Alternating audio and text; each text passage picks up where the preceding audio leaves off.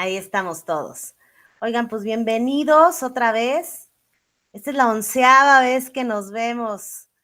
Qué padre, qué rápido se nos ha ido el tiempo, chicos. La verdad es que volteo para atrás y digo, no puede ser, ya tantos meses pasaron, pero así de rápido se va esta aventura. Y bueno, eh, en esta sesión vamos a platicar de un tema que a mí me gusta muchísimo y que la verdad es que me sigue costando mucho trabajo como comprenderlo. Digo, lo entiendo intelectualmente, por así decirlo, sin embargo, hay muchas cosas que todavía me dejan así como, wow, ¿no? Y entonces, bueno, pues nos vamos a ir desde lo intelectual hasta lo más profundo. Y pues vamos a hablar de la cuántica, que está tan de moda, que todo mundo habla que si la física cuántica, que si la mecánica cuántica, que si los quantums, que si los quarks, que si los qubits, que si todo. Y bueno, pues seguramente los que tienen ahí alguna ingeniería o algún estudio, aquí tenemos gente del Poli y yo sé que el Poli en México, por lo menos, es pues la mejor, el mejor lugar para aprender de esas cosas. Así es que, pues me encanta que estén aquí y que podamos retroalimentarnos. Y bueno, vamos a empezar como que de lo más chiquito hacia lo más grande. Y vamos a empezar por qué son los cuantos, qué son pues sí, los cuantos, ¿no? Porque pues, se habla de la física cuántica y de la mecánica cuántica, pero pues vámonos desde la parte más chiquita. Y bueno, pues, ¿qué son los cuantos? Por ahí de 1920, Max Planck nos dice que los cuantos son paquetitos discretos, por así decirlo, que tienen información, que tienen energía, ¿sale? Y que esa energía no se emitía de forma continua, sino precisamente en estos cuantos, ¿no? En paquetitos de información. Y en 1905, Albert Einstein, la persona más conocida, creo que en el medio de la física, aplica esta noción al efecto fotoeléctrico. Y él decía que, él proponía que la luz estaba compuesta por cuantos, o sea, paquetitos de energía, precisamente, a los que después se le llamarían fotones, es lo que nosotros hoy conocemos como fotones. Y gracias a esto, él en 1921 se gana el premio Nobel. Y bueno, a raíz de todo esto, a mí me parece que esa época de la historia es una época muy, muy, muy importante, porque creo que se hicieron como muchos descubrimientos, ¿no? No sé si se han puesto a pensar que muchas de las cosas que estamos viendo y viviendo el día de hoy, tiene que ver con las investigaciones que se hicieron en aquellos ayeres. A mí me sorprende muchísimo porque digo, caray, en aquel entonces no tenían toda la tecnología, o por lo menos eso pensamos nosotros, que no tenían toda esa tecnología, y cómo estaban descubriendo y descubriendo y descubriendo y cómo les alcanzaba la vida para, además de todo, tener una vida personal. A mí me sorprende siempre mucho eso. Y bueno, entonces, a partir de todo este movimiento con el trabajo de Niels Bohr, de Heisenberg, de Schrödinger, perdón, no soy alemana, entonces no me salen las palabras. No sé si han escuchado de la paradoja de Schrödinger, pero bueno, la verdad es que es muy interesante y hay como mucha controversia respecto a ella, pero ahí cuando tengan tiempo, pues búsquenla. Se consolida esta rama de la física, que es pues la cuántica, que estudia pues los sistemas a escala atómica y subatómica, ¿sale? Entonces, en ese momento, lo que es cuanto o cuántico deja de ser pues solamente algo así como un adjetivo y se convierte en un concepto técnico, ¿sale? Entonces, lo cuántico es todo aquello que ocurre en escalas microscópicas, donde la realidad se comporta en términos de probabilidades, superposiciones y saltos de energía. Entonces, como les dije, Planck descubre que, la energía en general no se transmite de forma continua, sino en paquetitos, y que cada cuanto tiene un valor definido, no se puede partir ni fraccionar más, ¿sale? Entonces, en la física cuántica, o más bien en la mecánica cuántica, hay algunas propiedades de esta información que son medibles, como lo sería la energía, el momento, el spin y la polarización. ¿Sale? Entonces, cada uno de estos paquetitos tiene datos. Cada uno de estos paquetitos tiene muchos datos. Entonces, si lo trasladamos como al lenguaje coloquial, podríamos decir que los cuantos tienen información fundamental de todo lo que es nuestro universo, ¿no? Y bueno, el universo está tejido a su vez en unidades mínimas de energía. Si lo piensan bien, pues tú y yo estamos formados de todos esos cuánticos, estamos llenos de información, ¿sale?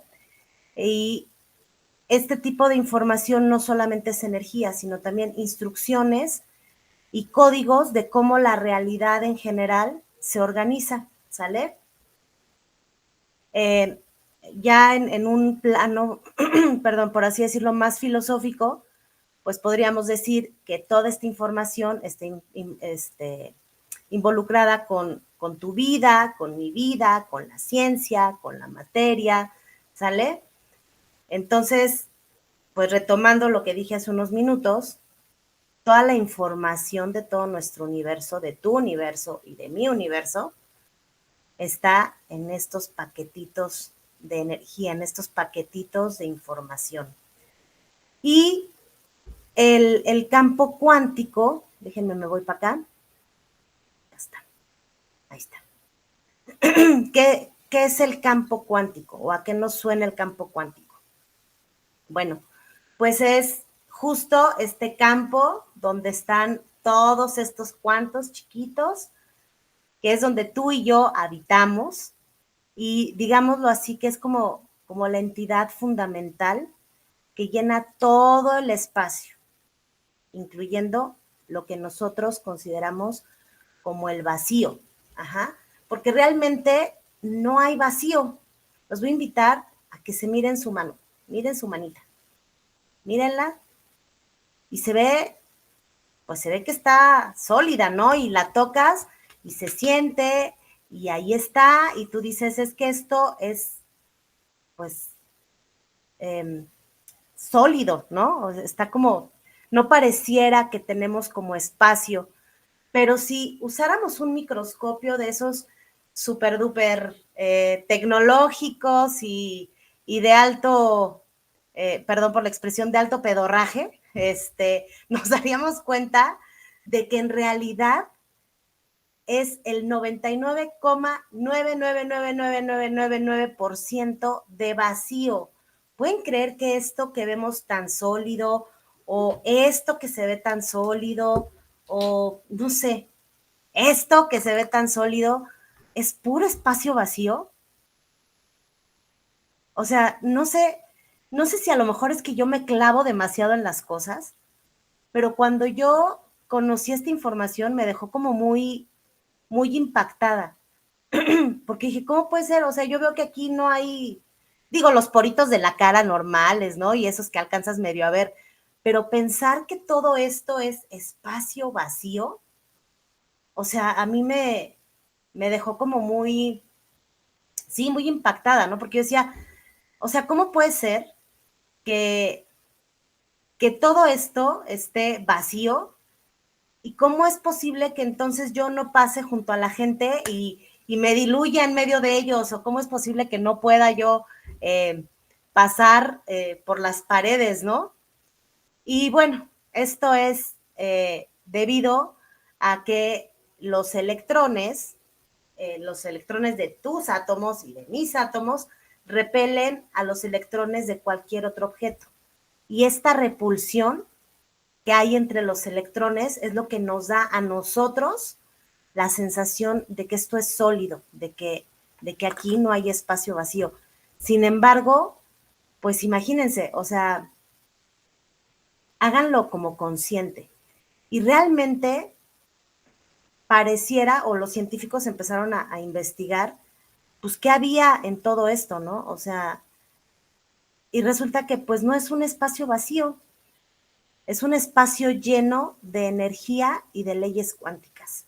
O sea, como les digo, es algo que a mí, hasta el día de hoy, e incluso ahora que estaba preparando la clase, me volvía a dejar boquiabierta, ¿no?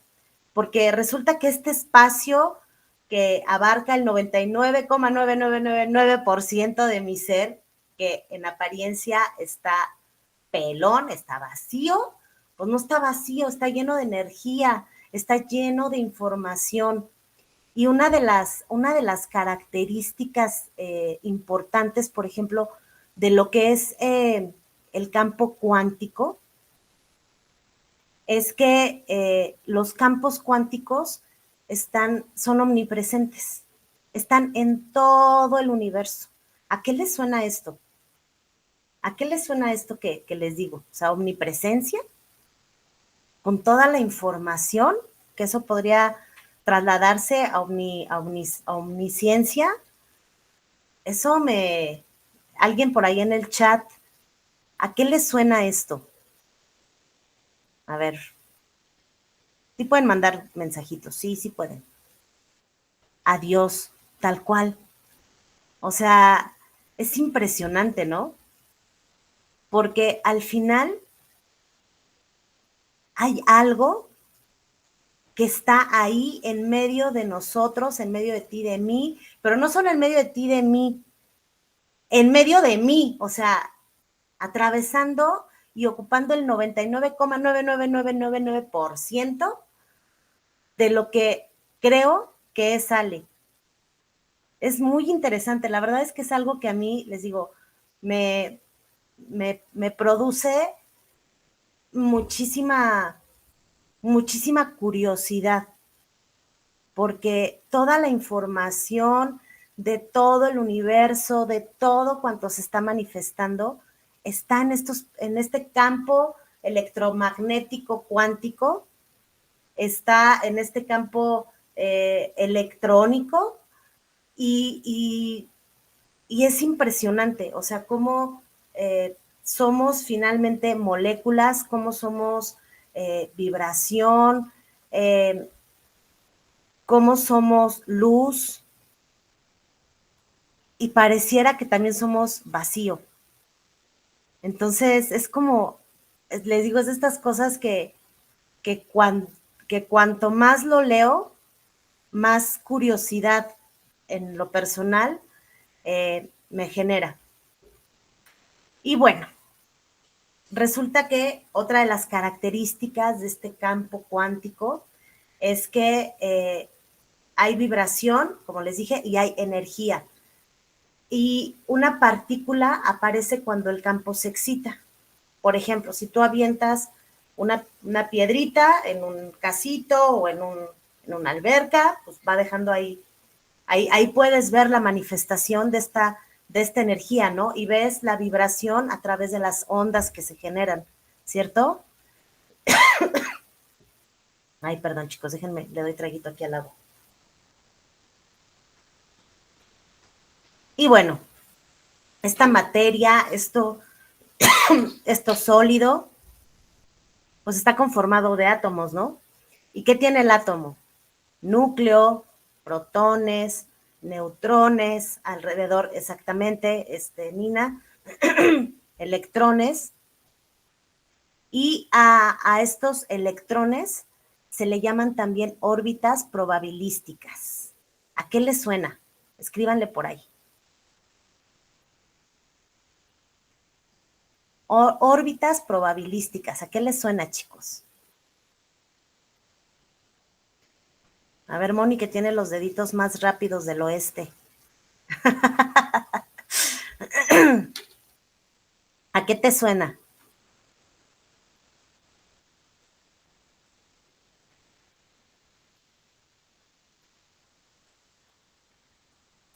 Ahí está en el nombre, ondas probabilísticas. A muchas, exactamente. A probabilidades, exactamente.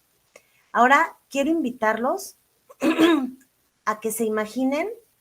¿Quién de ustedes aquí, no sé si Rubén, que le gustan los deportes y eso, sepa cuánto mide el Estadio Azteca?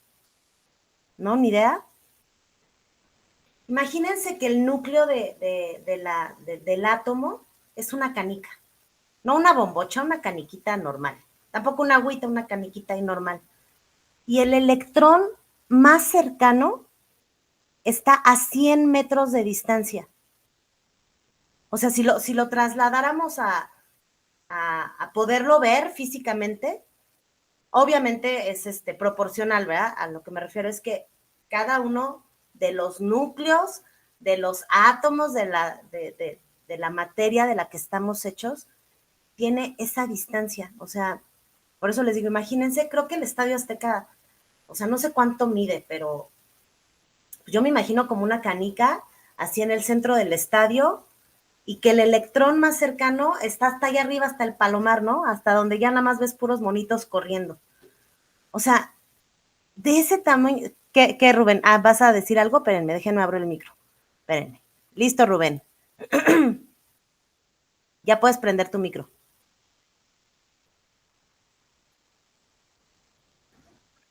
Luego, las dimensiones que tengo del Estadio Azteca nada más es de la cancha, me falta todavía el entorno de las gradas.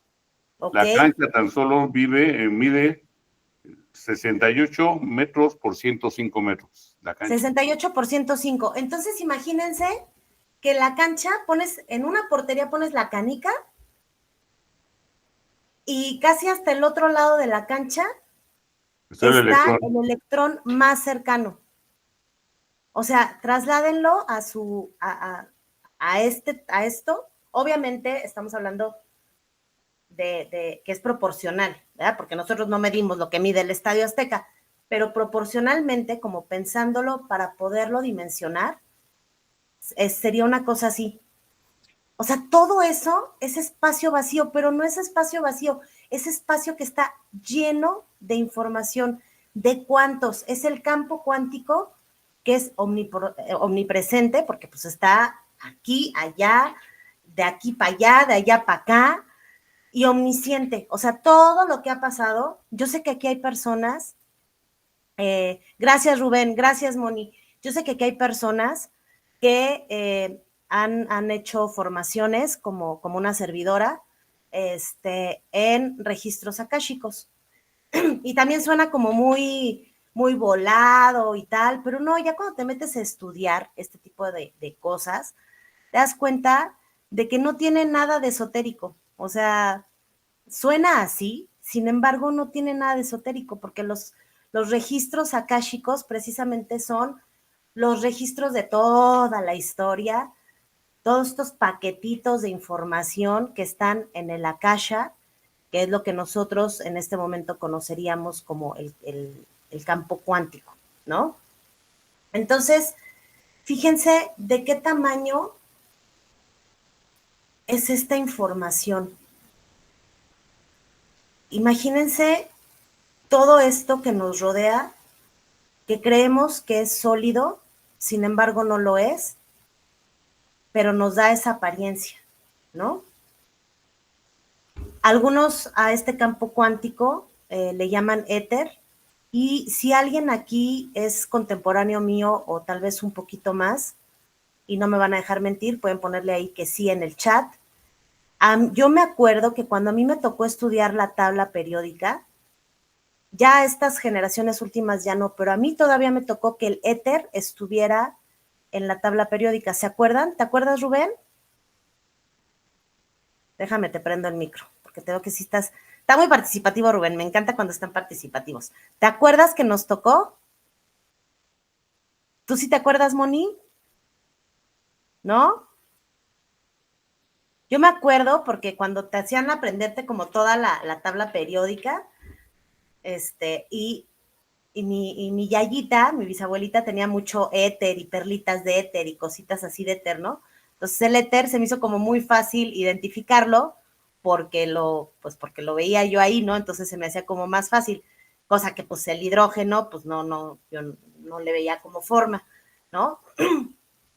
Y a este campo cuántico no solamente le llaman el éter, ahorita ya lo quitaron de la tabla periódica desde hace muchos años, no recuerdo desde qué año, pero cuando yo era chiquita y me tocó estudiar la tabla periódica, ahí estaba el éter. Después lo quitaron,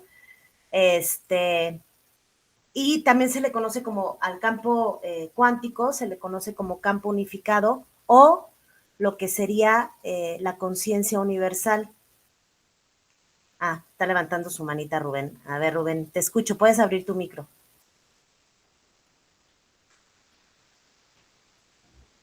Mira, según aquí estoy viendo, el éter está considerado un fluido sutil, invisible e imponderable y elástico, que se suponía que llenaba todo el espacio del que tú estás hablando, que es la separación de electrones y protones con respecto al átomo. Así es. Y por su movimiento vibratorio transmitía la luz, el calor y otras formas de energía. Sí, O sea, hace estamos hablando de un poquito, campo energético dentro de un átomo. así es. Hace poquito estaba escuchando una entrevista que la voy a buscar y se las voy a mandar al grupo, donde decían el por qué habían eliminado al éter de la tabla periódica. Precisamente porque como decían que ocupaba un espacio vacío, pues como para qué estaba ahí, ¿no? Pero pues resulta que ya últimamente, pues de algún tiempo para acá, pues nos damos cuenta que no está vacío, está lleno de cosas, ¿no? Y bueno, esto es algo que a mí también me impacta mucho, el ver cómo las tradiciones antiguas, como el budismo, el hinduismo, incluso el judaísmo, ya nos hablaban de este campo cuántico. En el hinduismo, por ejemplo, se le conoce como Maya. Ajá. Y que justamente es esto, ¿no? La unión con el todo, la unión con el todo. O sea, todos estamos conectados por un campo invisible que a lo mejor no podemos entender muy bien, pero que ahí está y que además porta información. Y bueno, vamos a irnos a algo que a mí me encanta, por eso tengo esto aquí, que es el entrelazamiento cuántico. ¿Y qué nos dice la teoría del entrelazamiento cuántico? Bueno, pues que es la conexión profunda que pueden tener dos o más partículas. Ajá. Una vez que interactuaron de cierta forma, una vez que tuvieron contacto e interactuaron, el estado de la partícula A está conectado con la otra partícula, sin importar la distancia que las separe.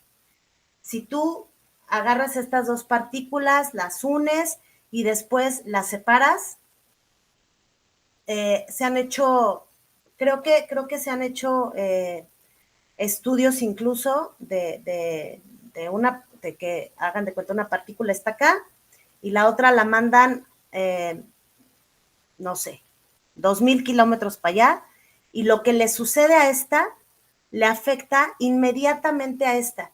No es que hay un intercambio de información, es que es inmediato, es simultáneo. En cuanto esta es excitada, por así decirlo, esta de acá eh, tiene la sensación o tiene la misma reacción de esta que está acá.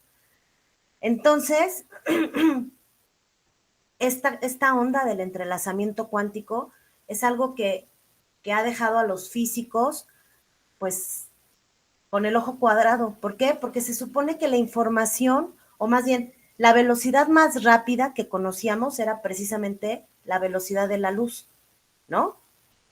Sin embargo, resulta que es que no es que viaja información de aquí para acá, sino que estas dos partículas siguen siendo una, porque lo que le afecta a esta, en el mismo momento y con relojes atómicos se ha comprobado, que afecta a esta otra. ¿Y esto qué quiere decir? Esto es algo que a mí me impacta y les digo, me sigue dejando con la boca abierta y de verdad me encantaría, hace como 15 años más o menos, o un poquito más, tal vez unos 20, me invitaron aquí al CENAM, que es el Centro Nacional de Metrología. Conocía a uno de los directivos de ese lugar y me enseñaron, entre otras cosas, me invitaron a dar un paseo ahí por sus laboratorios y me enseñaron, por ejemplo, cómo se fabrica un minuto. Un minuto, así. O sea, ahí hay un laboratorio donde suena raro, pero se están fabricando los minutos. No sé cómo, o sea, no sé cómo transmitírselos, pero cuando Mauricio se llamaba, es el doctor que me invitó a hacer el recorrido, me fue llevando así de laboratorio en laboratorio y obviamente tienen un metro y tienen otras cosas, pero la parte que más me llamó la atención, yo lo bauticé así, fue la fábrica de minutos, porque, ¿qué dice? A ver, dice Mari Carmen, sí, fabrican metros y kilos, exactamente, nena, se fabrican metros, kilos y minutos.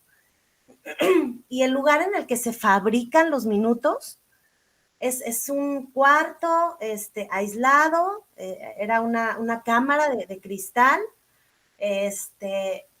y entonces yo conforme íbamos caminando y todo, porque pues yo iba ahí bromeando y todo, me dijo, mírale, y aquí es donde se generan los minutos. Y yo, ¿cómo? Sí, aquí estamos generando los minutos. Les digo, yo le puse que era la fábrica de minutos, ¿no? No me pregunten cómo los fabrican, porque aunque Mau de verdad se esforzó en explicarme y explicarme y explicarme, la verdad es que o sea, iba más allá de mi comprensión en ese momento. Pero sé que había, a ver, está levantando su mano Rubén. Te escuchamos, Rubén. En el Centro Nacional de Metrología están los patrones, copias del universo de la Tierra, que hay un patrón, por ejemplo, en Greenwich, hay patrones. Exacto. Y de eso salen los patrones que vienen a México y con eso se checan y verifican todos los demás instrumentos para acercarse más al valor real de ese patrón. Y hay patrones de kilos, hay patrones de minutos, hay patrones de litros, hay patrones de libras, hay patrones de todo tipo, y todo lo demás que tenemos en las fábricas son apegados al patrón que está en el CENAM. Es correcto. Y ese patrón del CENAM es una copia del patrón universal. Exactamente, miren, ya ven, qué bueno tener gente que puede dar la explicación mejor que yo, porque les digo, a mí me llamó, muchísimas gracias, Rubén, te agradezco mucho. A mí me llamó muchísimo la atención, porque, ok, dije, bueno, ok, ya dijimos cuánto mide 1 centímetro y 1 milímetro y ¿no? Esa parte me quedaba como clara, pero les digo, cuando pasamos a la parte de los minutos, dije, ¿fabrican minutos? Y sí, tenían un reloj atómico y tenían, no sé qué, es grande el cuarto, o sea, no sé, tal vez unos 5 por 7, tal vez, o tal vez más, pero era una cosa así de cristal grandotota y ahí mero se fabricaban los minutos. Y fue algo que a mí me dejó como muy, wow, ¿no? Siempre he sido como muy curiosa y cuando me invitan a este tipo de cosas es, wow. A ver, Rubén, te escuchamos. Ah, está apagado tu micro. Todo eso está con una temperatura controlada de 20 grados centígrados, que es la copia exacta del patrón universal que tienen en otras partes del mundo y hacen patrones los más similares. Lo demás que hacemos son instrumentos de medición similares o lo más cercano a los patrones. O sea, tu reloj tiene cierta exactitud con respecto al patrón. Fíjense. Y así todo lo demás, los termómetros, todo. Fíjense, qué interesante, ¿no? O sea, la verdad es que les digo, yo ese día, yo parecía niña chiquita, yo me sentía como en el Papalote Museo del Niño, viendo cómo están fabricando los minutos. Maravilloso, gracias, Rubén. Oigan, entonces, cuando empieza uno a ver todo este tipo de cosas y de repente volteas por ejemplo, a las culturas ancestrales, que a mí me llaman muchísimo la atención, eh, dice Isa, cuando daba clases de física en prepa, siempre les decía a mis alumnos que les enseñaría solo mentiras, porque solo aplica en el supuesto de gravedad X, suponiendo fricción nula, suponiendo material sólido, suponiendo que la materia no cambia. Buenísimo, Isa, buenísimo, porque exactamente, la física newtoniana, la verdad es que ya cada vez se está quedando un poquito más relegada por todos los descubrimientos que ha habido. Sí es cierto, Isa, tú también eres magaza en eso. Sí, no me acordaba, perdóname, pero tienes toda la razón. Entonces, imagínense, o sea, es que les digo, yo entre más indago, no es que me salen más dudas, pero me salen más cuestionamientos. Porque digo, a ver, ¿cómo nosotros con toda esta tecnología que tenemos, con todo esto que tenemos a nuestro alrededor, recién estamos como encontrando todo esto y confirmando que todo el universo está conectado? Sin embargo, en el budismo y en el hinduismo ya se hablaba de la interdependencia, ¿no? ¿Qué dicen estas dos culturas? Que todo fenómeno existe porque está relacionado con otros, que el entrelazamiento es algo como muy parecido a la noción que nosotros tenemos de karma, es decir, que lo que haces acá resuena en toda la red de la vida. La mística judía, por ejemplo, a través de la Cábala, habla del árbol de la vida. Quien ha estudiado Cábala o tiene algunas nociones, saben que se habla del árbol de la vida, donde cada céfiro está entrelazado con los demás y tal vez no lo llamaban entrelazamiento cuántico, pero ellos decían que al tocar una de estas céfiras, todo el árbol resuena, todo el árbol vibra. ¿A qué nos suena esto? Pues entrelazamiento cuántico, ¿no? Por ejemplo, los indígenas, los Hopis, ¿no? O las culturas que hay en Perú, aquí en México, todas estas culturas nativas de América, dicen que lo que haces a la tierra, te lo haces a ti mismo. Es decir, no solamente estamos interconectados como seres humanos, sino a todo lo que nos rodea, ¿no? Y aunque no hablan, insisto, de la conexión cuántica como tal, eh, se ve a la vida en general como un entrelazado tal cual, ¿no? Incluso en el cristianismo, ¿no? Pablo habla de que somos un cuerpo en Cristo, ¿no? ¿Qué quiere decir esto? Que todos formamos parte de un cuerpo, como lo dice el budismo, como lo dice el hinduismo.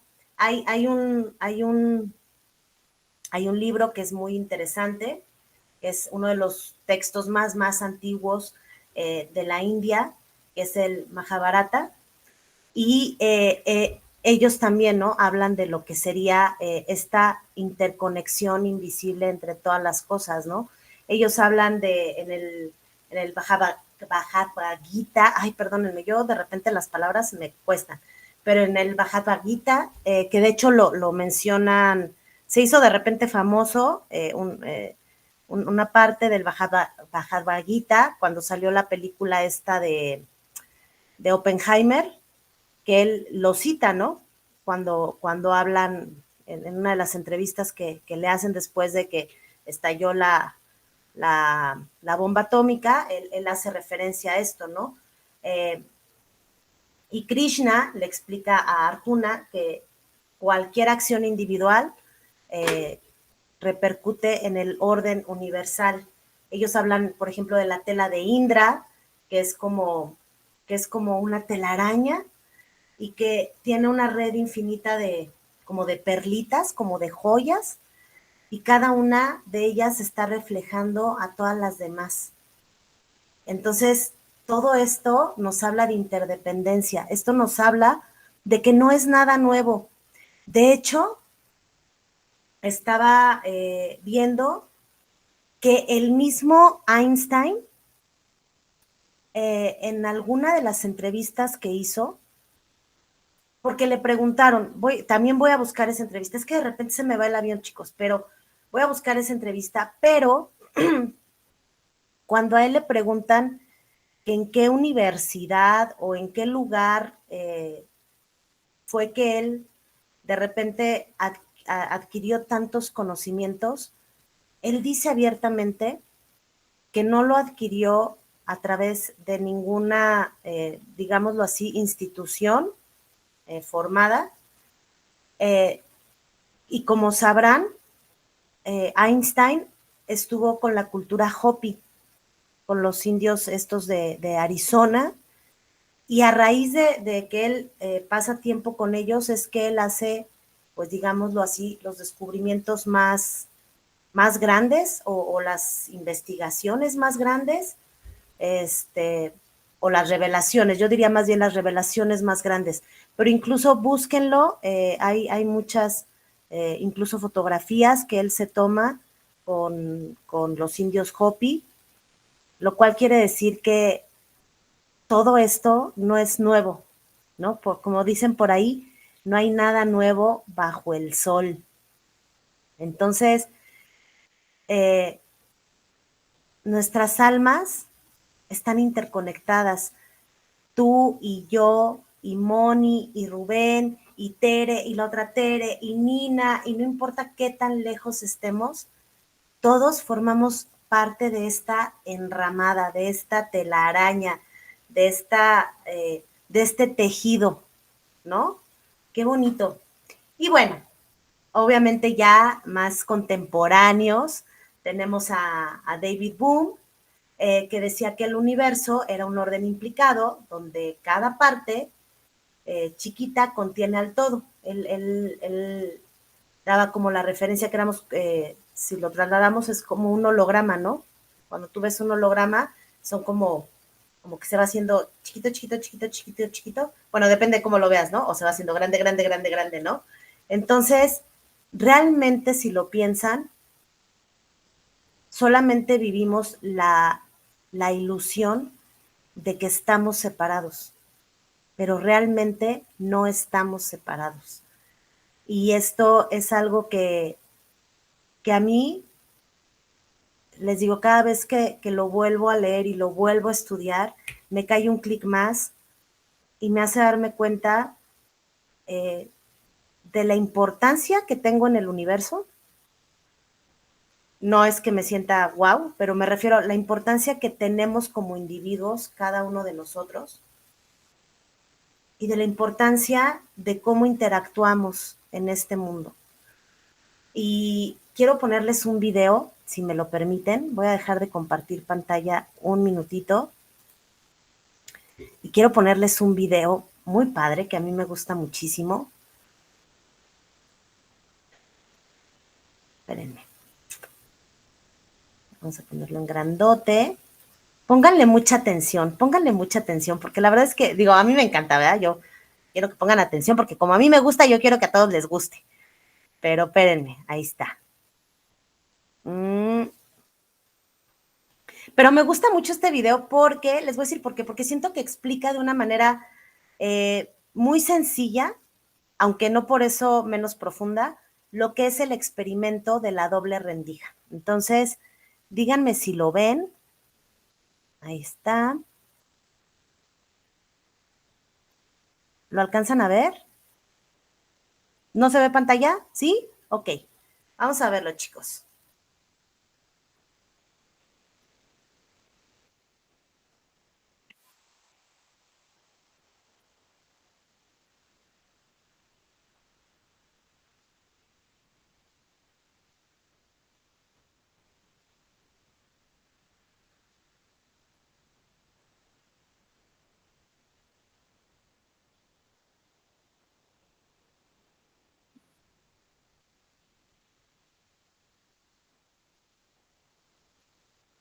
¿No lo escuchan? Ay, espérenme. Ay, espérenme. ¿Cómo que no? A ver. A ver. Déjenme ver cómo le podemos hacer aquí. ¿Alguien que le sepa esto?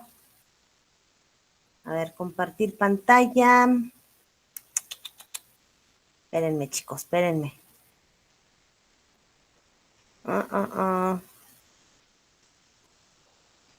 ¿No? ¿De plano no? ¿Alguien que sepa aquí cómo hacerle? A ver, espérenme, chicos. A ver, micrófono. Ay, no me digan que no se va a ver. Espérenme. A ver, déjenme ver si ahí lo podemos escuchar.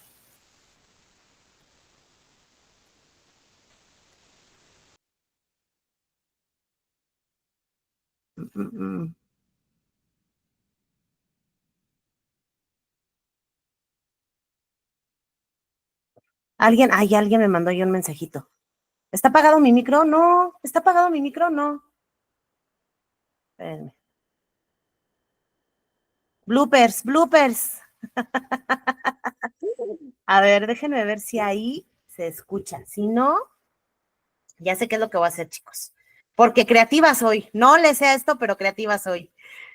Tú me escuchas a mí. Ok, no se preocupen. Ahorita vamos a solucionar esta situación. Espérenme. 2 segundos, chicos. Esperen.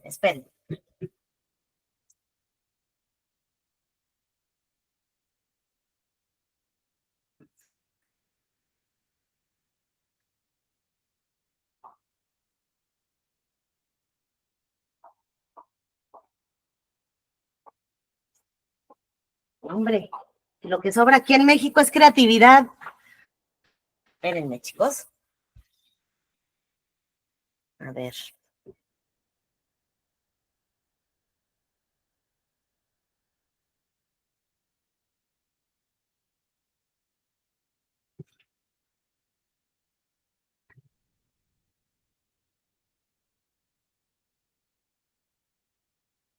¡Tarán! Aquí haciendo hasta lo imposible para que esto salga.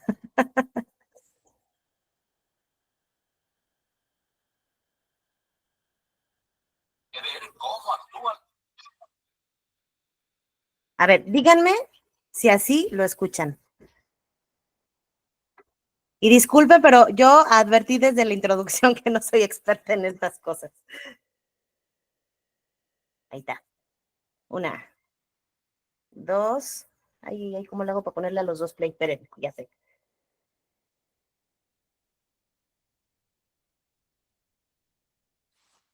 Aquí tenemos al padre de todos los misterios cuánticos. El experimento de la doble ranura tiene la misma fama. Para entender este experimento, primero tenemos que ver cómo actúan las partículas o las bolitas en la azar. Si disparamos al azar un objeto pequeño, canicas, por ejemplo, hacia la pantalla, vemos reflejado un patrón en la pared de detrás en la que han rebotado tras pasar por la ranura. Y ahora, si añadimos una segunda ranura, lo lógico es esperar ver una segunda franja en la pared de detrás. Ahora, probemos con ondas. Las ondas alcanzan la ranura, se propagan y llegan a la pared de detrás, donde tienen mayor intensidad justo enfrente de la ranura. La franja de resplandor demuestra precisamente esa mayor intensidad. Es un efecto similar al de la franja que dibujan las canicas, pero cuando añadimos la segunda ranura, ocurre algo distinto. Si la parte superior de una onda choca con la inferior de otra, se eliminan entre ellas. De esta forma, en la pared obtenemos un patrón de interferencias. Donde chocan las dos partes superiores hay más intensidad, las líneas resplandecientes, y donde se eliminan no hay nada. Así pues, cuando lanzamos algo, es decir, materia, a través de dos ranuras, obtenemos esto, dos franjas de golpes. Pero con ondas, El resultado es un patrón de interferencias con muchas franjas. Muy bien, de momento. Vamos a ponernos cuánticos. Un electrón es un pedacito minúsculo de materia, como una canica diminuta. Lancemos una ráfaga a través de una ranura. Se comportan como las canicas, solo una franja. Si lanzamos estos pedacitos minúsculos a través de dos ranuras, tendrían que dibujarse, como en el caso de las canicas, dos franjas. ¿Qué es? Un patrón de interferencias. Hemos lanzado electrones, pedacitos de materia. Pero aparece un patrón como con las ondas, no como con las canicas. Oh, ¿cómo pueden trozos de materia generar un patrón de interferencias como una onda? No tiene sentido. Pero los físicos son muy inteligentes y pensaron, quizá las bolitas rebotan unas contra otras y crean ese dibujo. Y decidieron lanzar los electrones de uno en uno. Así no podían afectarse unos a otros. Pero estuvieron así una hora y vieron aparecer el mismo patrón de interferencias. No podemos ignorar la conclusión. Cada electrón sale como partícula. Se convierte en una onda de posibilidades, pasa por las dos ranuras e interfiere consigo mismo hasta que golpea la pared como partícula. Pero matemáticamente es aún más curioso. Pasa por las dos ranuras y por ninguna. Pasa por una y por la otra. Todas estas posibilidades están superpuestas las unas por las otras. El experimento desconcertó muchísimo a los físicos, tanto que decidieron mirar con atención para decidir por qué ranura pasaba en realidad el electrón. Hicieron un dispositivo de medición junto a la pantalla de las dos ranuras para ver por cuál pasaba y lanzaron el electrón.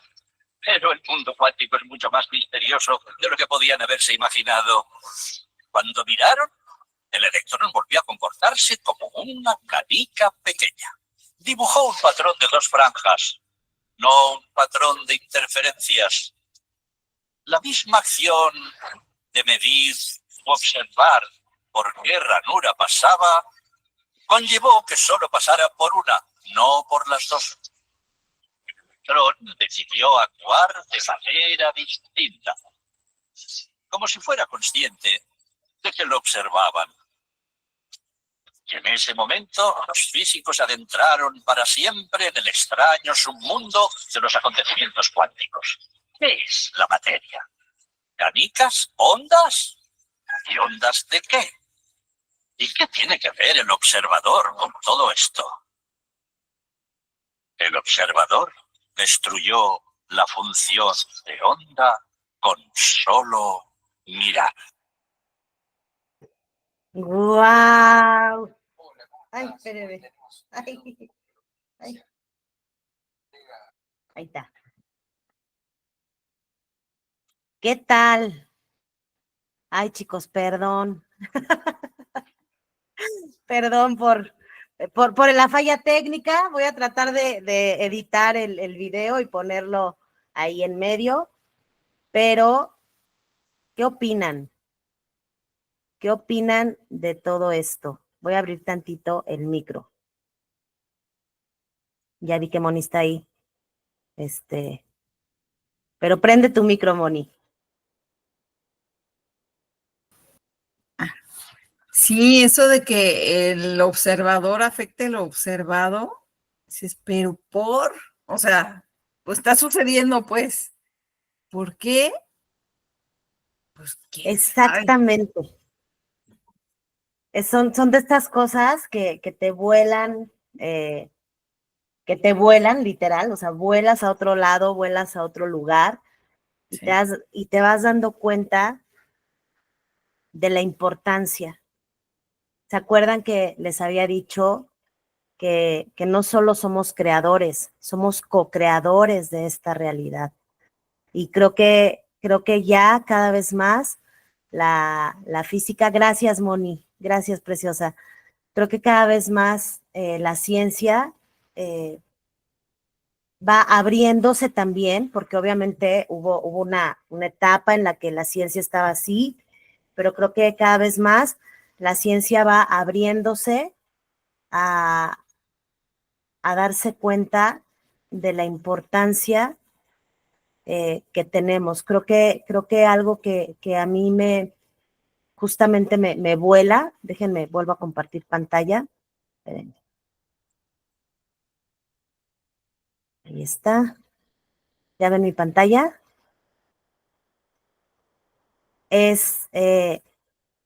Gracias, Isa. Fíjense bien, fíjense qué maravilloso. Cuando el observador no está midiendo, voy a les voy a volver a mandar de hecho ya hay muchísimos videos y todo, pero además hay muchísimo respaldo de todo este experimento de la doble rendija, y es increíble, ¿no? Como cuando el observador no está midiendo, no está mirando, acá hay un caos, ¿no? Es decir, el electrón se comporta y se manifiesta como quiera, ¿no? Aquí hasta parece fiesta, ¿no? Confeti, ¿no? Sin embargo, cuando el observador mira, el electrón hace lo que el observador está esperando que haga. ¿Y a dónde nos lleva esto? Van a decir, ¿y entonces esto qué tiene que ver con todo lo que vimos ahorita al inicio, Ale? Esto es eso, el campo de probabilidades, ¿no? Yo lo veo así. Esto es el campo de probabilidades. Esta es la realidad que estamos viviendo tú y yo y todos quienes nos rodean. A ver, no sé si, ahí sí se circula, ahí está, ¿verdad? Este es el campo de probabilidad. A ver, no, acá está, ya vi. Ay. Este de acá es el campo de probabilidades y esta de acá es nuestra realidad. Pero ¿cómo entre el campo de probabilidades y nuestra realidad hay alguien que observa? ¿Quién es ese alguien? ¿Quién es ese alguien?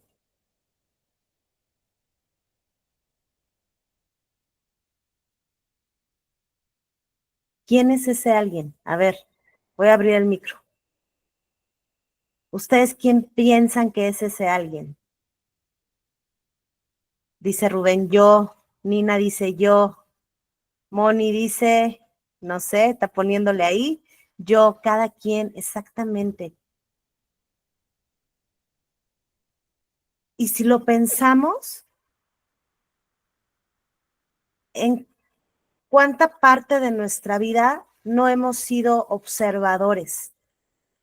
Y entonces nuestra vida se convierte en esta fiesta de confeti que podemos ver acá atrás, donde que pase lo que tenga que pasar.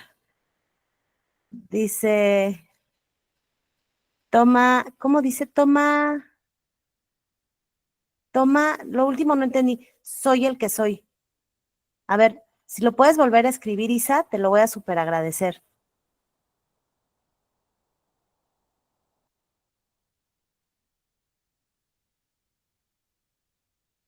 Porque no entendí, dice toma y luego hay como un emoji o algo.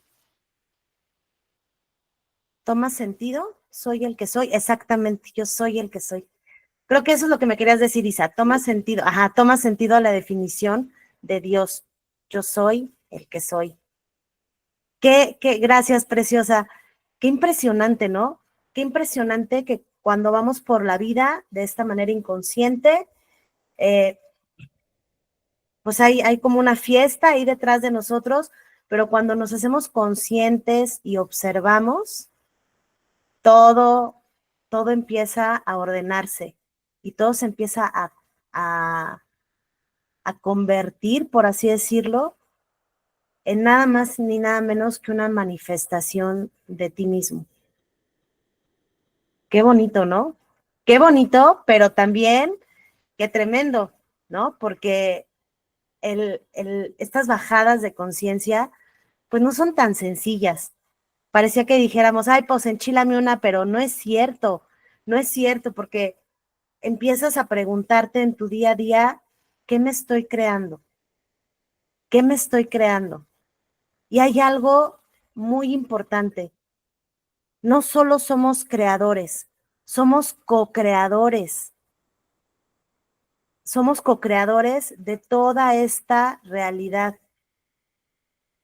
Y hablando de co-creación, quiero que toquemos un tema que es muy importante desde la mirada de la biodescodificación, que es el campo mórfico o los campos morfogenéticos. ¿Se acuerdan que lo mencionamos en una de las sesiones anteriores? Y que les dije que era una propuesta hecha por un biólogo que era Rupert Sheldrake, y que él decía que todo en la naturaleza, átomos, moléculas, células, plantas, animales, humanos, sociedades, nos organizamos siguiendo campos invisibles de información, que estos campos contienen la memoria colectiva, de la cual también habla Carl Jung, de cómo debe estructurarse y cómo debe comportarse cada cosa. Él hablaba, Sheldrake hablaba de lo que es la resonancia mórfica. ¿Qué quiere decir esto? Que cada ser conecta con un campo que guarda la memoria de su especie o de su sistema. ¿A qué le suena esto? A transgeneracional, ¿no? Suena como por ahí, ¿no? Y es esta memoria colectiva también se parece mucho a lo que conocemos como, digo, no sé quién aquí está familiarizado con eso, pero yo sí, de hecho, estoy pensando que lo que sigue después de va a ser un taller de registros akáshicos, porque la verdad es que también es súper interesante y es otro de los temas que a mí me apasiona muchísimo y que suena como a, les digo, suena como a vudú, pero no tiene nada que ver con eso. Y esta idea de los campos morfogenéticos se parece muchísimo justo a eso, a la idea de los registros akáshicos o del inconsciente colectivo, que es del que hablaba Carl Jung, y que quiere decir que lo que alguien experimenta deja una huella en este campo y puede influir en otros. Pero además, háganlo como, aterrícenlo. Yo siempre les digo, es que lo más importante es aterrizarlo. ¿Con cuánta gente has interactuado a lo largo de tu vida? ¡Puf! Y si estamos conectados y nos trasladamos al video que vimos, no me acuerdo si hace 8 o hace 15 días, donde hablaban del abuelo, del bisabuelo, del tatarabuelo hasta la 20ª generación. Vean el chilaquil que tenemos.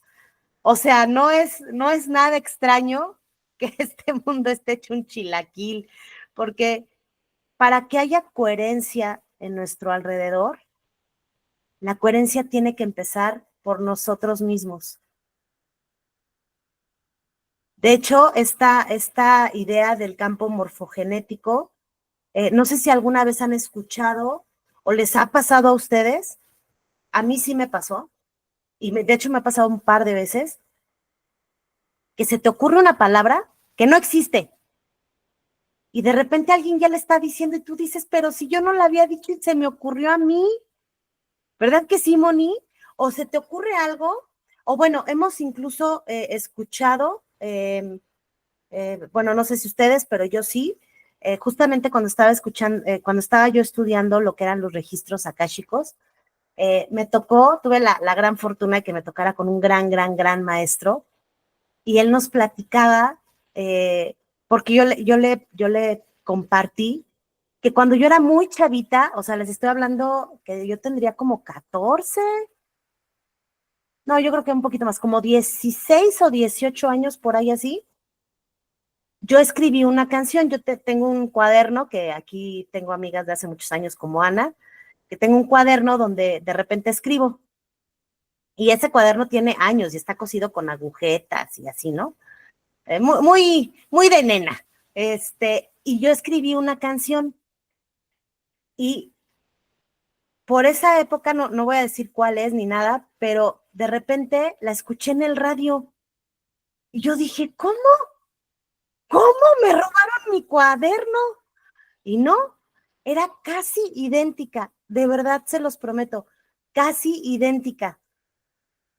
Y de repente estaba en el radio y entonces yo se lo compartí a quien fue mi maestro de registros akáshicos y me dijo, ¿qué crees, Ale? Que justo iba a contar una historia muy parecida y nos habló de una canción que su hermano escribió y que muchos años después, o sea, a ver, no es que le robaron la canción a su hermano, ni a mí, pero a alguien más cachó esa información, por así decirlo, de la cacha o del campo y la escribió y resulta que después esa canción se convirtió en una canción muy famosa de Bon Jovi. No la mía, no la mía.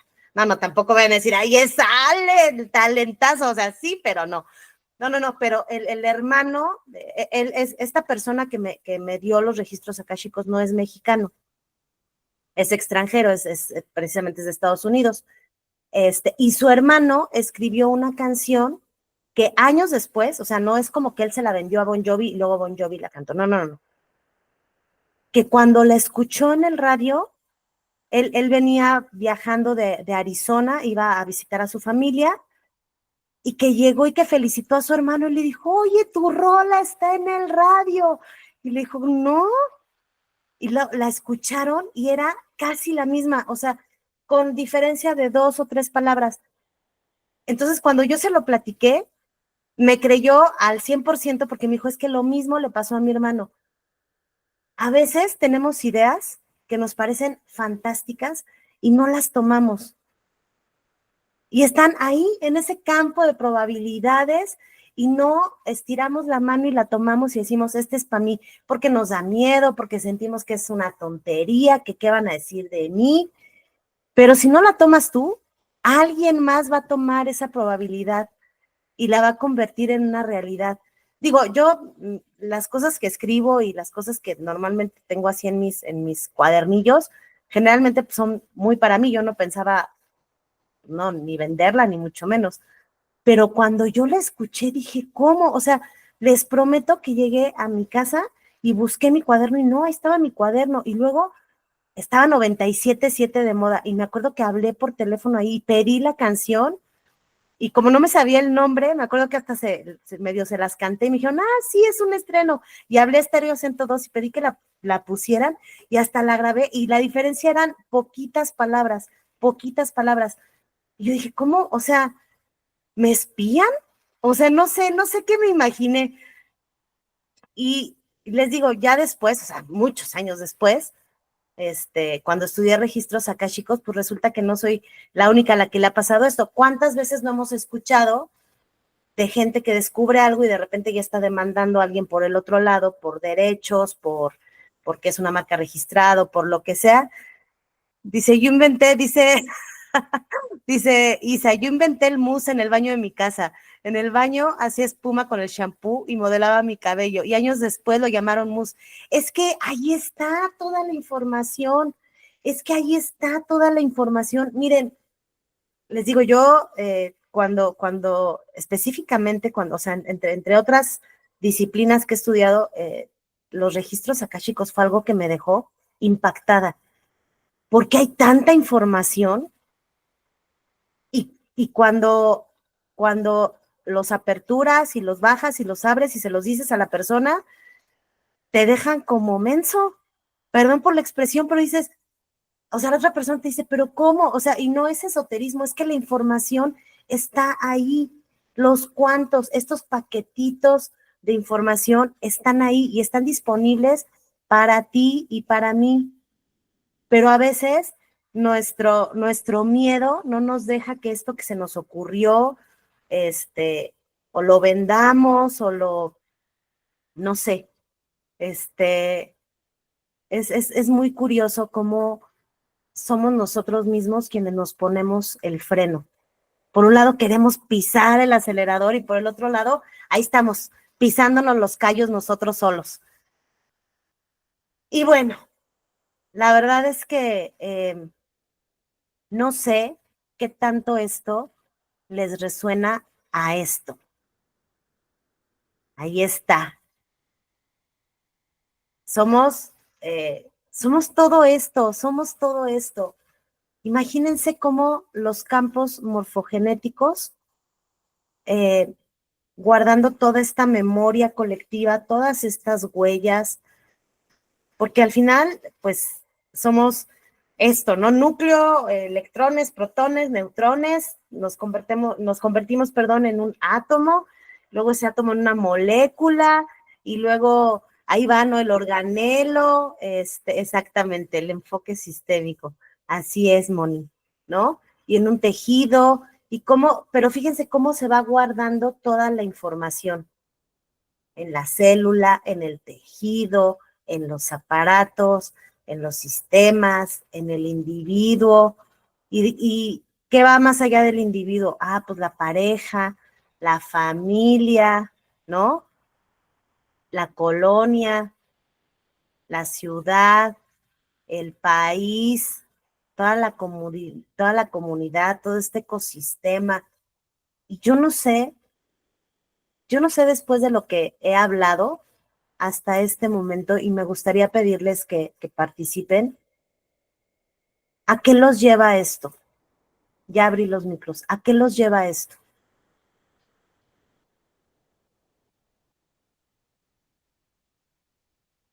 ¿Alguien por ahí?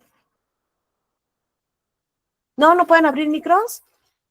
Ay, disculpen a ustedes, ahí está.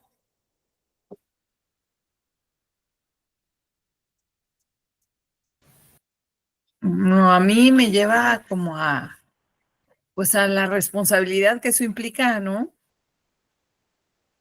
Personal y pues de mi grupo y de mi gente y así, ¿no? Que pues todos somos responsables, pero si hay una responsabilidad individual, pues sobre todo en mi vida, pero sí voy a afectar pues, a los que están, ¿no? En mi sistema más próximo.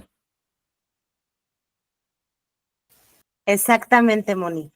Como les dije en bueno, en la clase pasada, se entiende que los miembros de una familia, pues obviamente compartimos un mismo campo mórfico. Los traumas no resueltos de alguno de nuestros ancestros se va a manifestar de una o de otra manera, porque aparte, acuérdense, una de las propiedades que les dije de los cuantos es la polaridad. O te vas de un lado o te vas del otro, ¿no? Toda esta información que traemos resuena, aunque no lo creamos. Es que el hecho de que no lo creas no quiere decir que no es real. ¿Quién más? ¿Quién más? Fíjense algo que dijo Moni, ¿no? La responsabilidad es un todo lo que vivimos, responsabilidad, exactamente. Por eso no podemos juzgar, por eso tenemos que habituarnos a no juzgar. Eh, Algo que a mí una vez me dijeron es que el concepto de empatía estaba muy mal, eh, ¿cómo decirles? Está como muy mal transmitido, porque creemos que ser empático es te entiendo, ¿no? Te entiendo, te comprendo y hasta te apapacho. No, no, no. Empatía es entender que si hubiera nacido en el mismo lugar del otro, bajo el mismo contexto del otro, en la misma fecha del otro, con los mismos papás del otro, con la misma historia del otro, y me llamara como el otro, hubiera actuado como actuó el otro. Esa es la verdadera empatía. No es nada más si te entiendo, te comprendo y te doy 3 palmaditas. No, es entender. Y por eso tenemos que aprender, y digo tenemos porque verdaderamente, como se los dije desde la introducción, este es un camino compartido. Este es un camino que estamos transitando juntos. Y estas son herramientas que todavía a mí, personalmente, Ale, el día de hoy, me siguen resonando y tengo que seguir haciendo uso de ellas porque a veces se me olvida Y a veces se me olvida que soy observadora y que soy creadora y que si algo está pasando afuera es que primero tengo que buscar adentro, porque no es como que causa y efecto, creo que es al revés. ¿Qué es lo que hay aquí? Porque hay este efecto acá afuera. Y si ustedes me lo permiten, vamos a ampliar un poquito más este taller, porque específicamente la próxima clase, o la próxima sesión, antes de ver algunas herramientas, va a ser una sesión de herramientas. Quiero que nos hagamos una pausa todos en el tema del perdón y de la comprensión, porque creo que cuando todavía no tenemos muy claro el tema del perdón y de la comprensión, volvemos a caer en el juicio, volvemos a caer en el juicio. Y esto se vuelve un loop. Y lo que queremos es salir de este carrusel en el que nada más estamos pasando. ¿Se acuerdan de las memorias celulares? Así estamos y le damos la vuelta y decimos, otra vez ya me pasó lo mismo y ahí vas de regreso, ¿no? Y ahí estamos como la canción, tropecé de nuevo y con la misma piedra, ¿no? Ahí estamos. Pero es que mientras no tenemos bien claros estos dos conceptos, porque además ahora está muy de moda decir, es que yo no voy a, o sea, yo no perdono, yo comprendo, sí, pero el perdón es parte de un proceso. Cuando tú te quedas solamente en el perdón, entonces te quedas como por encima de la persona, pero ya cuando comprendes, entonces integras, ¿no? Entonces, me gustaría, si ustedes así me lo permiten y si todos están de acuerdo, que la próxima sesión tratemos este tema como más a profundidad, ¿sale? Me gustaría muchísimo porque creo que eso le va a dar muchísimo sentido a todo lo que estamos compartiendo hasta el día de hoy. Somos creadores y somos co-creadores. ¿Qué estás co-creando en tu vida? ¿Qué estás co-creando en la vida de quienes te rodean? Por supuesto, no toda la responsabilidad es nuestra, porque a veces tú ves a las personas de cierta manera y la otra persona, pues definitivamente no quiere o no se ve a sí misma de la misma forma. Y entonces ahí tenemos que aplicar la empatía, ¿no? Y decir, bueno, si yo fuera fulanito de tal y hubiera nacido tal, y entonces empiezas con este tema de ser empático y de la comprensión. Y creo que desde la comprensión es muchísimo más fácil llegar al corazón de la otra persona. Y algo que también es muy importante es no creer que porque nosotros demos el paso, vamos a recibir una respuesta de la otra persona, porque no siempre es así. Pero tú tienes la responsabilidad hoy, porque hoy ya no estás a ciegas, de hacer lo que te toca para que todo tu campo mórfico, todo tu campo morfogenético se vea impactado por esto que tú estás pensando, por esto que tú estás sintiendo, por esto que tú estás observando. Y de la mejor manera y en amor. ¿Alguien tiene alguna duda? ¿Alguien tiene algún comentario que hacer? ¿No? Isa nada más pone corazoncitos. Gracias, Isa. ¿Nadie quiere abrir su micro? ¿Nadie quiere comentar nada? Yo, Ale, sí me parece básico y fundamental el tema que propones, porque si logramos darnos cuenta de este asunto de que no tenemos la suficiente información para juzgar al otro, pues ya no se necesita ni perdón ni comprensión, ya es otra cosa. Y sería muy bueno que nos propusiéramos el asunto de, bueno, que yo me proponga verlo así. Ya no critico, ya no juzgo, porque no hay información suficiente en mí para juzgar a otro, ¿no? Exactamente, Tere, exactamente, le diste justitito al clavo. Ya nos espolearon la próxima clase. No, pero hay que No ver. es cierto, Tere preciosa, eres un amor, te agradezco. No, hombre, gracias, gracias. ¿Alguien más que quiera hacer algún comentario? Pero me encantó, es que sí es cierto. Fíjense la profundidad, es que cuando ya lo entiendes, es que te cambia la visión, es que te cambia la visión. ¿Nadie más? ¿No? ¿No? ¿Alguna Oye, duda?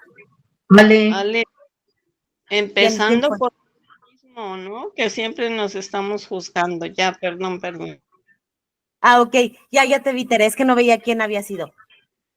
Sí, es que justamente es eso, ¿no?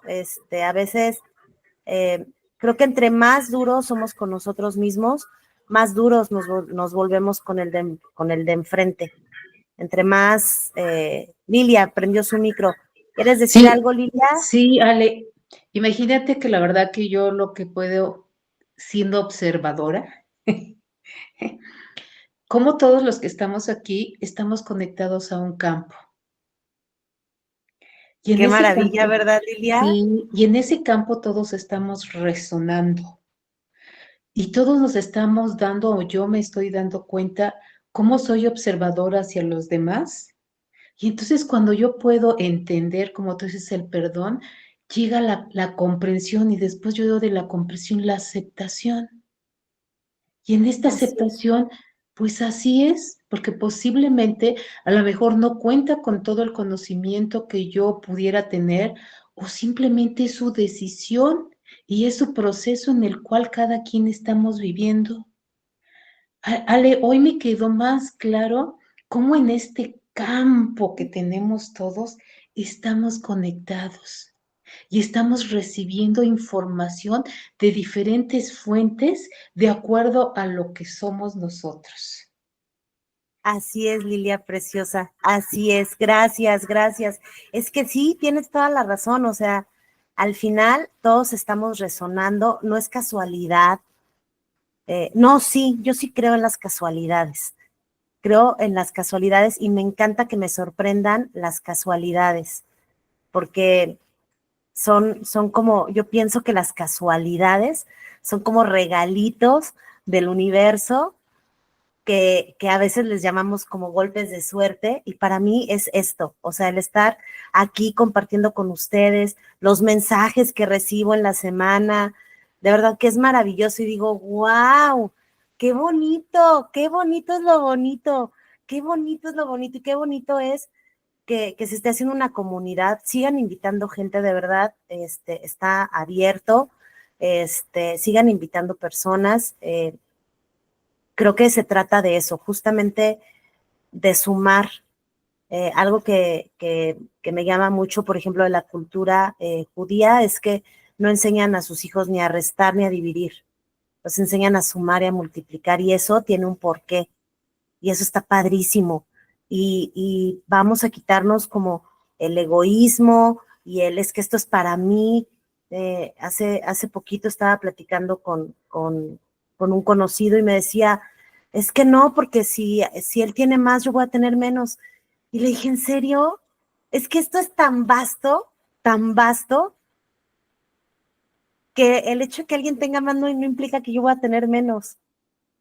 Para nada, para nada.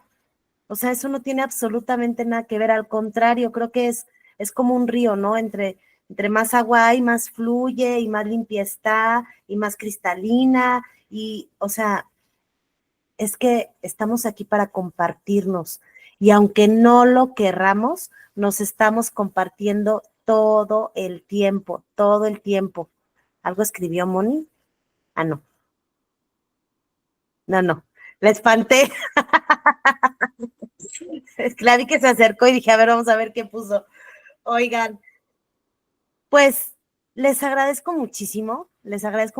Esta fue una clase un poquito más chiquita, bueno, no ni tanto, pero sí, tal vez una media hora menos, pero creo que chiquita pero sustanciosa, como dicen por ahí. Déjenme dejo de compartir pantalla. Aquí estamos todos. Creo que hoy que pudimos ver un poquito más de lo que es la física cuántica y que nos habla no solo de partículas y un montón de experimentos, sino de la vida misma. Creo que eso es de lo que va todo este taller. Creo que el experimento de la doble rendija, si algo me enseñó a mí, Ale, es que la forma en la que miro transforma la realidad que veo. ¿Se acuerdan de la frase con la que iniciamos el taller? Es que cuando cambias tu forma de ver el mundo, tu mundo entero va a cambiar. ¿Qué más vimos hoy? El entrelazamiento cuántico, que me encanta y por eso lo traigo aquí grabado en mi piel, porque la verdad es que es algo que me recuerda que nada ni nadie está separado, que somos parte de esta red invisible donde lo que pienso, lo que hago y lo que siento resuena en todos los demás. Este 99,999999% de espacio vacío en la materia nos dice que lo que parece sólido en realidad está lleno de energía y de potencial, igual que tu historia, igual que mi historia. La ciencia hoy por hoy nos confirma que la vida y estas culturas ancestrales ya intuían. No somos víctimas de una realidad física, somos co-creadores de nuestra propia experiencia. Y específicamente en el tema de biodescodificación, eso quiere decir que podemos elegir observar, comprender y transformar nuestras memorias, nuestras emociones y abrirnos paso como a una nueva forma de vida. Así es que muchas gracias por co-crear este taller conmigo. De verdad no saben cómo agradezco, porque aunque no lo crean, esto estaba planeado desde hace mucho y la vida te estaba preparando a ti y me estaba preparando a mí para que llegáramos a este lugar, aún con todo y las fallas técnicas y que a veces no se graba la clase y que no se escuche el video, pues con todo y todos estos bloopers, todo es perfecto. Les agradezco muchísimo, de verdad, que sean parte de mi vida, parte de mi historia de todos los días y nos vemos en la próxima sesión. Nos vemos en la próxima sesión. Les mando besos, abrazos, apapachos. Les voy a mandar el link del experimento de la doble rendija para que lo puedan ver bien, porque yo sé que aquí, entre que se me movía el celular y no sabía cómo acomodarlo y todo, pero se los voy a enviar al grupo. Gracias, gracias, gracias. Y si alguien tiene algo que decir antes de que nos despidamos, aquí estamos. ¿Nadie? Muchas gracias, Ale. Gracias a ti, Moni, gracias Rubén, gracias, Gracias, Ale. gracias. Gracias, Ale, cuídate, que Gracias, estés bien. Nina. Buenas noches a todos. Besos a todos, besos a Chile, Argentina, Colombia, a España, a Pepe, saludos. Y sí, todos somos uno, así es que vamos a hacernos conscientes de eso. Les mando besitos. Descansen. Bye. Muchas gracias, Ale. Gracias, Tere. Buenas noches a todos. Buenas noches, Tere, preciosa.